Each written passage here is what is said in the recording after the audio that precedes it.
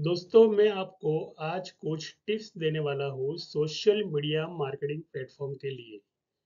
अगर आपका कोई बिजनेस है या आपकी कोई सर्विसेज है या आपकी कोई भी प्रोडक्ट है, तो उस प्रोडक्ट को सेल करने के लिए आपको स्पॉन्सर की जरूरत पड़ती है।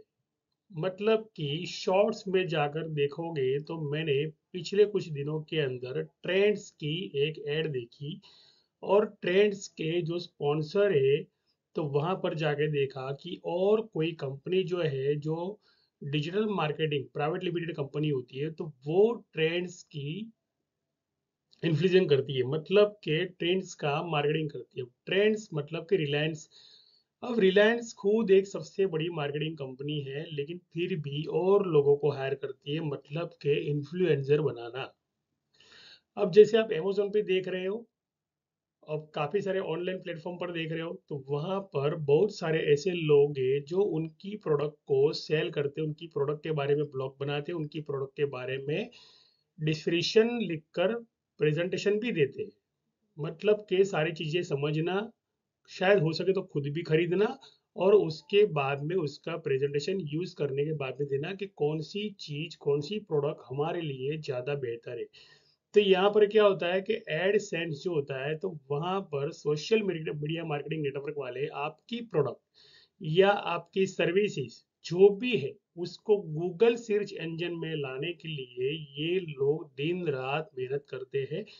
तो यहाँ पर आपको सर्च कैसे करना है कि आपके लिए सबसे बेटर कंपनी कौन सी है कि आपकी प्रोडक्ट को सेल कर पाए, आपकी सर्विसेज को लोगों तक पहुंचा पहुंचा पाए।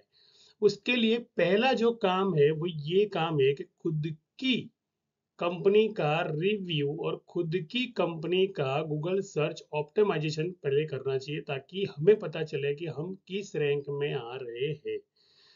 तो अगर मान लो मेरी कोई कंपनी XYZ, तो मैं यहाँ पर क्या करूंगा, गूगल पे जाके लिखूंगा कि मेरी जो कंपनी, जैसे कोई कोई डॉक्टर है और डेंटल हॉस्पिटल चला रहा है तो डेंटल हॉस्पिटल मतलब कि नियर बाय डेंटल हॉस्पिटल अगर आप लिखोगे तो जो डॉक्टर है खुद रिसर्च कर रहा है लेकिन रैंक जो है उसका 8वां या 9वां आ रहा है और लोग क्या कर रहे हैं यहाँ पर फर्स्ट पेज में ही जाकर, जैसे ये डिजिटल इन्फोविस यहाँ पर लिखा हुआ है तो यहीं पर जाकर क्लिक कर देंगे।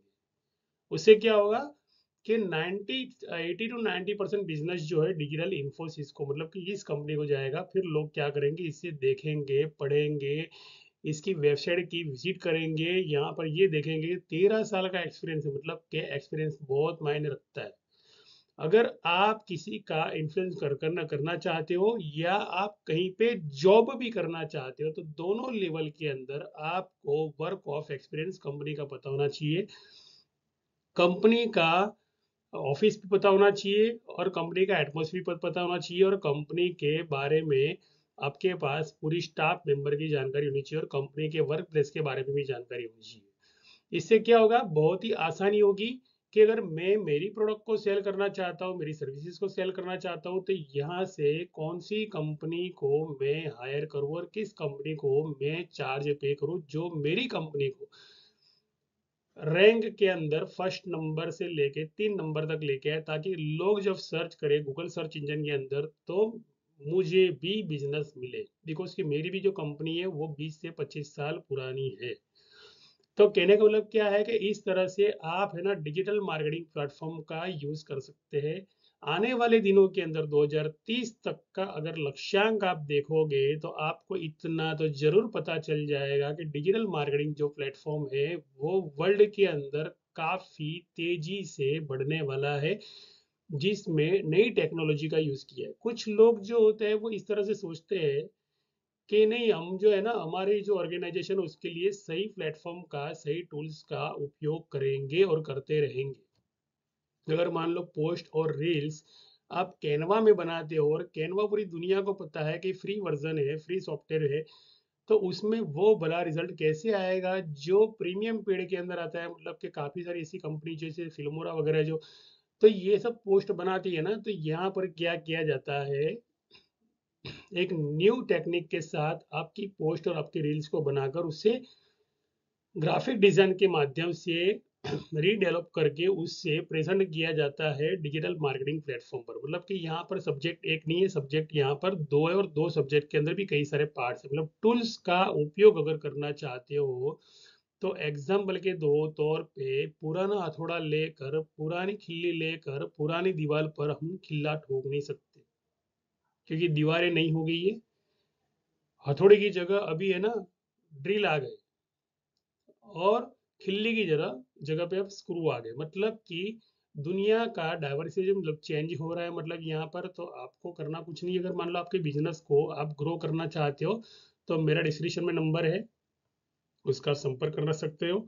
दूसरी चीज कि कौन से प्लेटफॉर्म पे आप जाओगे, मतलब कौन सी वेबसाइट और कौन से डिजिटल प्लेटफॉर्म पे आपके एरिया के हिसाब से आप पहुंचोगे, वो पूरा रिसर्च मैं यहाँ से निकाल के दूंगा, ताकि आपके लिए वो आसानी हो कि आप यहाँ पर जाए और आपकी जो प्रोडक्ट है, आपकी जो नीड्स है, तो उसके बारे में आपको पूरी जानकारी मिले। क्योंकि मेरा जो वर्क एक्सपीरियंस है ये बताता है कि मार्केट कैप्चर कैसे बढ़ाना। देखो, मार्केट कैप्चर कैसे बढ़ाना ना, ये हर एक इंसान की एक आम नैतिक जरूरियात हो चुकी है। चाहे वो सुई बेचने वाला हो, चाहे वो दंत मंजन बेचने वाला हो, चाहे वो दवाई बेचने वाला हो, चाहे वो कपड़े बेचने वाला हो, चाहे वो एक चॉकलेट बेचने वाला ही क्यों नहीं हो। तो ये मार्केट कैप्चर किस तरह से बढ़ता है, अगर वो थियोरी को आप समझ पाए, तो आशा करता हूँ आने वाले डिजिटल वर्ल्ड के अंदर 2030 तक जो किराने की दुकान वाला भी अपनी प्रोडक्ट को ऑनलाइन सेल करने का सोच रहा है, तो वो सपना भी साकार हो जाएगा यहाँ से। आशा करता हूँ कि मेरी जो प्रोफाइल है, मेरी यूट्यूब डिस्क्रिप्शन में आप प्रवेश करें, वहां पर आप जाए और वहां पे देखिए, आपको कुछ नई चीजें देखने मिलेगी। शायद स्टॉक मार्केट के वीडियो भी देखने मिलेंगे, वो एजुकेशन पर्पज वीडियो बनाता हूँ मैं। और मार्केट ग्रो कैप्चर कैसे करना वो समझाता हूँ। तो आइए जुड़िए और मेरे प्लेटफॉर्म से जुड़िए, और हो सके तो रिसर्च का काम मुझे दीजिए, तो मैं आपको अच्छी से अच्छी प्लेटफॉर्म निकाल के दूंगा। इन्फ्यूजन करवाना हो, आपकी प्रोडक्ट को सेल करवाना, तो उसके बारे में जो स्पीच वगैरह, कंटेंट वगैरह, उसका राइटर भी मैं हूँ। तो आसान भाषा में कहने जाऊँ तो मैं मार्केट कैप्चर के लिए आपको बहुत सारी मदद कर सकता हूँ। थैंक यू दिनेश, शुक्रिया, जय हिंद, जय भारत।